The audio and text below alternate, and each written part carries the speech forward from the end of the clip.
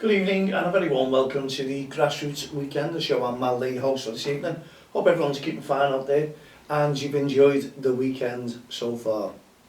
Well, excuse me, we did immensely when we were out and about at the River Junior Summer League. Lovely weather, must admit it was really nice, and to relax, watch some football, unwind from an absolutely unbelievable week for me. But it was enjoyable. Meeting up with obviously the committee members, Ray Woodhouse, Steve Sully, conflab with them, all the referees, great conversation with each and every one of them, all the staff at the Jeffrey Humboldt, pleasant as ever. It was great getting on to them, and lovely conversations with a lot of parents there as well. And you know what, people are pulling me about the podcast show and talking about, you know, they agree with stuff that I say, they disagree with stuff that I say. And you know, it's everyone for their own choice, why not? Because we try and talk conversation about grassroots football and how we can improve the situation from the touchlines, from the sidelines, towards our referees, and also let the kids play.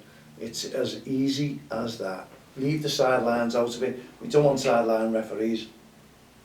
We don't want sideline coaches. We just want some great football to be played and the parents to sit back, encourage, and just watch their children perform. Because do you know what, even though I walk the touchlines and talk to the managers, the committees, you name it, even the parents, I tend to watch some of the kids and I can see improvement in them, not just on the field of play, but in their attitudes as well. They like to talk, like to get involved in things. I think it's great. It's some of the kids lovely manners as well, don't forget that. So well done to you parents, bring them up like that, and the coaches. And it is nice to see coaches encouraging the kids, and that's what I witnessed quite a bit of today, because as I say, there is some good coaches out there. And you know what, I've got to take my hat off to the likes of Ray Woodhouse and Steve Sully, who are absolutely amazing. They're working very hard, especially Ray. He's from team to team, talking to the kids, encouraging the kids, praising the football. And if any parents have a little go, he's straight over there to them as well. Same as Sully, they won't have any messing whatsoever. And that's the way to be, because it's all about the kids' development. And leave that referee alone, because there's no development there if someone's showing aggressive behaviour towards a referee. And there was one situation which unfortunately I missed, but Ray was straight onto it and warned the manager, and that was nipped in the bud straight away to a young referee, an under 18 referee. Parents like to F and blind, don't they? I don't know what it is, it gives them some sort of power trip. Not all the parents, just certain irate parents who like their voice to be heard, so people can think, wow, yeah, he's right, and they just like to shout out. And unfortunately sometimes it can go against you, because the warning was, any more of that, don't bring your team back to the Summer League. And that's fair as fair. Stop it, nip it in the bud straight away. And then we saw a youngster at one of the River teams had a kick in the head, and the lump, honestly, it just come right out. And I took through Sully, passed them to me, and I went over with the parent to the cafe reception. First aid is there, nice little ice pack on there, and obviously the advice was, because the youngster was feeling a little bit sick, I was talking to the dad just to make sure, take him to A&E, always be on the safe side. It's no good turning around saying, oh, I'll see how he goes. If you feel a little bit sick and the lump is swelling, you know, and a kick on the head like that, a couple of weeks out at least, keep your eye on them, monitor them. It happens in football, and apparently it was an accident, but there was a boot to the head, so it's unfortunately this what happens in grassroots football, doesn't it? Anyway, that was dealt with. Dad was really pleasant and thankful, and it was nice to see the youngster talking away. And when I put my fingers up there to say how many fingers I was holding up, he started laughing, so I knew straight away that he knew he could see 2 fingers. But I didn't put it up that way, even though he thought of that. We all started laughing, and it made it feel a little bit better. Anyway, let's hope the youngster's okay, and I'm sure River will let me know and inform me, because it's not nice to see when you see a kid getting injured, not nice to see when you see anyone getting injured really, but for some reason the kids, it's one of those things, everyone starts panicking and worrying, don't they? But the dad was really calm about it, which was good. and it was just a football, and he was explaining it was an accident, and these things do happen. Anyway, the coggy was growing really, really big, a little teeny bit of blood, but fingers crossed everyone is okay, safe and well, and get back onto football in a couple of weeks' time. Anyway, it's always safe to go and see about it. A&E, always be on the safe side. But as I say, the kids were playing some great football. It was lovely to watch some great refereeing. As I say, you get one or two RA parents, don't you, from the touchlines, what are dealt with very, very quickly indeed.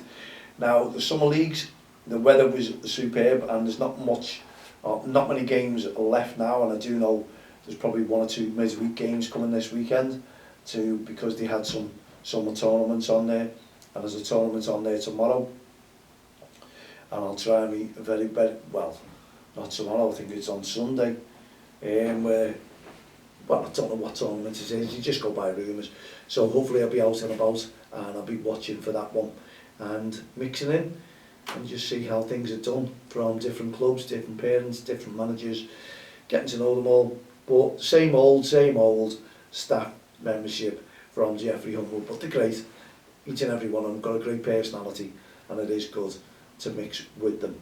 But they do very, very well indeed. So bosses, take heed, they do mix and get involved with all the kids. But it was great to talk. Now, we had a conversation with one of the particular parents, and we were talking about the show, and we were talking about what happens in grassroots football, especially kids. Now, little stories here. Now, I know a child, we will be taking on a youngster who's probably suffering with ADHD and can't get into any teams, but obviously good coaches, good runners of the club will get them involved and have a little chat to the referees and the managers and other parents, and try and get that youngster involved in teams, because sometimes they feel as if they're not wanted and they're doing something wrong, and they don't mean to hurt anyone, guaranteed. Your thoughts on that one? I know there's a lot of parents who worry about their children out there with autism, ADHD. There's quite a bit of it. There's some great coaches out there as well who are willing to help and mix the youngsters to get involved, and not just the coaches, the kids as well, because the kids accept the children into the team and befriend them and try and make them feel wanted and welcome there, and that's what it's all about. Team players, make them feel part of a team, and a lot of kids do that as well. It's good to see. Do you have any problems like that? You were one of these parents who think your child can't get into any other team, and even irate coaches, you know, let's have talk a little bit about that.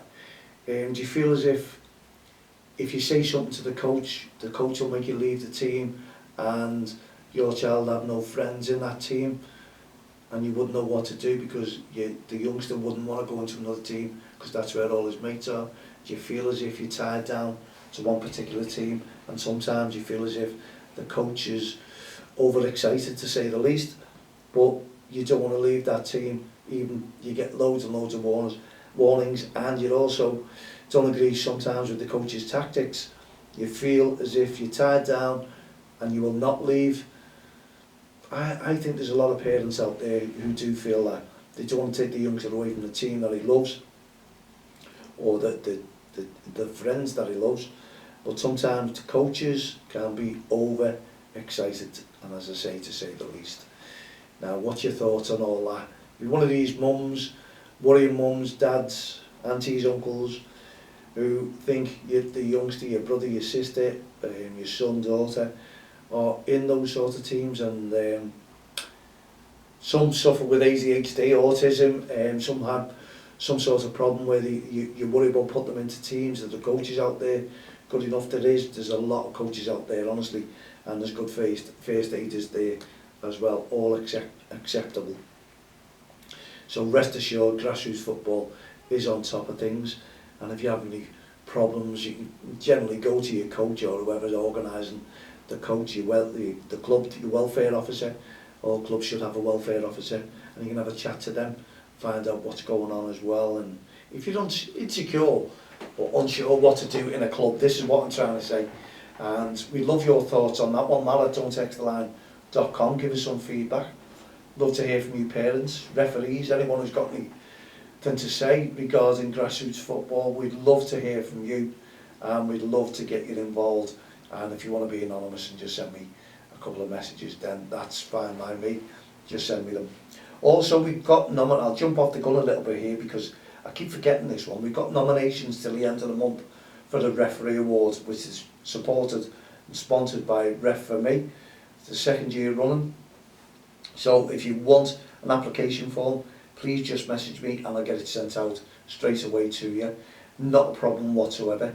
We'll get that sorted. Because at the end of the day, we want to see a grassroots referee, someone who's nominating someone for a nice award. And there's 3 prizes this year for the Respect Awards from Don't Cross the Line.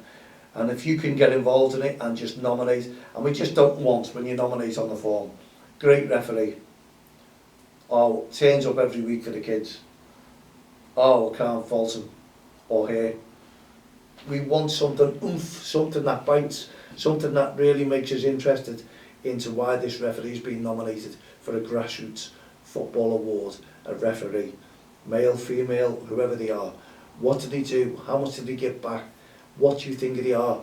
What their attitudes are like? What they are like with the kids? How do the kids get on within the teams? Committee members, mums and dads. This is what we want. We want their role being brought forward to us and what they do within the community as well, not just on the football pitch, if they do anything at all. But, you know, the nominations will make all the difference. Not something like a great supporter in grassroots football. Being referee for 25 years, fantastic, deserves an award. We need something that will bite us, something that we want to read into, and something that will give us an incentive to go for that referee. And I'm sure there's thousands of you out there. Get your award into us, mal@don'ttexttheline.com. Ask me for an application form. I'll send you an application form. We haven't put it on download because people will just they just tend to miss them, honestly. So if you request one, you're really serious. And this is why we're saying, if you can email mal@don'ttexttheline.com, I'll get you an application form sent out and get it sent back to me ASAP. They're all starting to come in, and we'll do the award winner at the end of August, before the big season starts in grassroots football in September again. But yes, please, if you can, nominate your grassroots referee to go that extra mile when they're there, week in, week out. And there's a lot of games still going on, and I see tons and loads of referees. I could nominate plenty myself, but you have to stand back, and I have to be impartial as well. But if there is one totally outstanding referee, maybe, just maybe. But if you want your application form, please email me and I'll send it straight out and get it back to me. It's nice to take the time out to support one of the referees. We like to keep our referees within the game, don't we? And don't forget, on the Heart of Gold initiatives, and thank you very, very much for everyone who sponsored me. The ones today was Callum, we had Scott, we had Max, and also Steve Sully.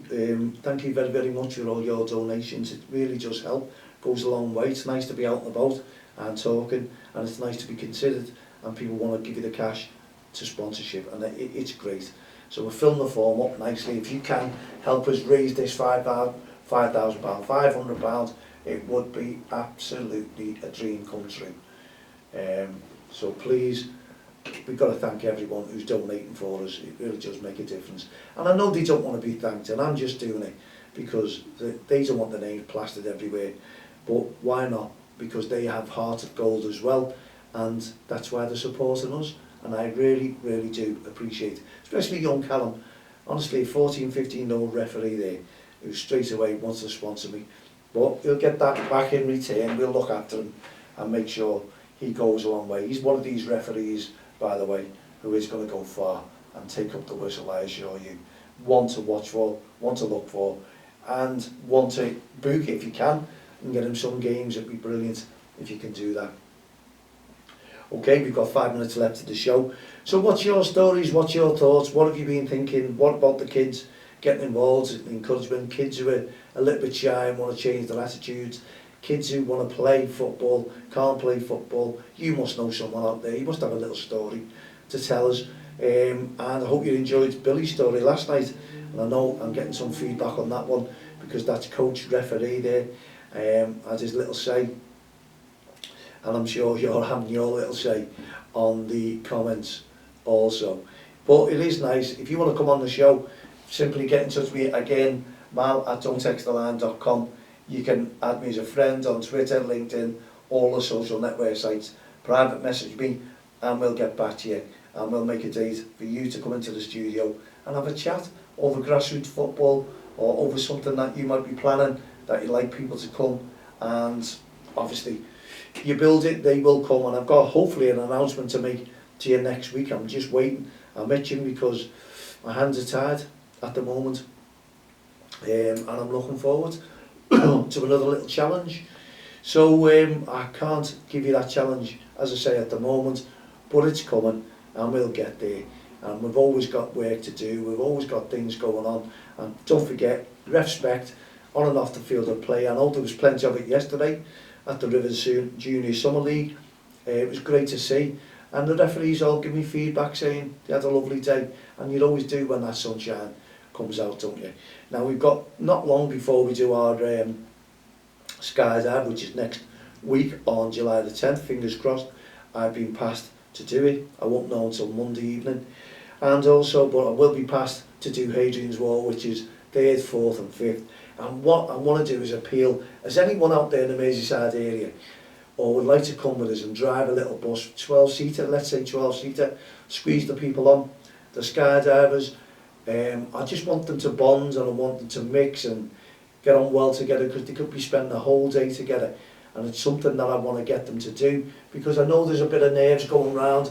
All the jumpers, they're all first-time jumpers, so yeah, they're bound to, they really are bound to get nervous, but we just want to bond. So if there's anyone who can help us out and drive a little minibus, get us on there, take us up there, donate it, because it's all for charities. Our Hearts of Gold, children suffering with mental health issues and disadvantaged children as well. And in the long run we'll have something else, I know we will. We just want to build it, we want to build the team who are helping us do it, and we want to have challenges going on each time to get people involved. And if I can't do it, I'll try and do it for a later date. This is my plan. My plan B is to go and have a medical, if I need to pay for it, off a private doctor to give me that pass exam, to make sure that I'm okay to jump. My consultant has given me a letter to state, yeah, everything's great, I'm looking well, I'm doing well, I'm in full training, I'm in fitness, and I just want to do the jump. But I know doctors will not sign these forms, because they don't want any part if something goes wrong and they're facing libel, because they said I'm fit enough. But it could be for anyone, couldn't it? You know what I mean? They're all fit enough. You've got a little broken toe that's mended. I don't know. Come on, let us all do it and raise money for charity. It's been hard work, nearly 12 months organising this. It's on top of us now, and it will be a disappointment if I'm not allowed to jump with the team. But if I'm allowed to jump a little bit later on different dates, then so be it. I'll be going for that, but I am going for this walk. And as I say, I want to concentrate, and I want to keep myself super fit if I possibly can. So if you can help us out, go on my GoFundMe page and donate. And if you want to donate to any of the team, just mention their name. Some have set up pages already to raise more funding. Fantastic. Just keep going and doing as much as you possibly can. Have your own page for the Hearts of Gold initiatives, and we'll go big places, I assure you. But without your support, we can't do these things. There'll be more challenges for Team DXTL next year. I've got them all there, and it's our 20th anniversary, so we'll do something extra special to raise something for our Hearts of Gold as well. Okay, thank you so much for this weekend, and thanks to the kids, the mums, the dads, coaches, referees and committees who have put in their time and effort, and non-stop performances from everyone to give us a great weekend of grassroots football. Thoroughly enjoyed it. We'll hopefully be back again Friday. We're saying this for the last couple of weeks with our young commentators. Let's see how things go, and I'll make an announcement hopefully and let you know the news that we're doing with Don't Cross the Line. And it can only be good for grassroots football. So please keep tuning in and you'll learn something every day. If you've got something to tell us, then mal@don'ttexttheline.com. In the meantime, have a fantastic week. Hope it flies for you if you're in work and you're back into the weekend as quickly as possible. I hate wishing our lives away, but sometimes you need to do it. See you on Friday evening at 7 p.m. From myself, Mal Lane, all the TV, the Grassroots Show, Don't Cross the Line and Respect programme, and also our Hearts of Gold. Have a great evening. Good night. God bless. Put your feet up and just relax. See you soon.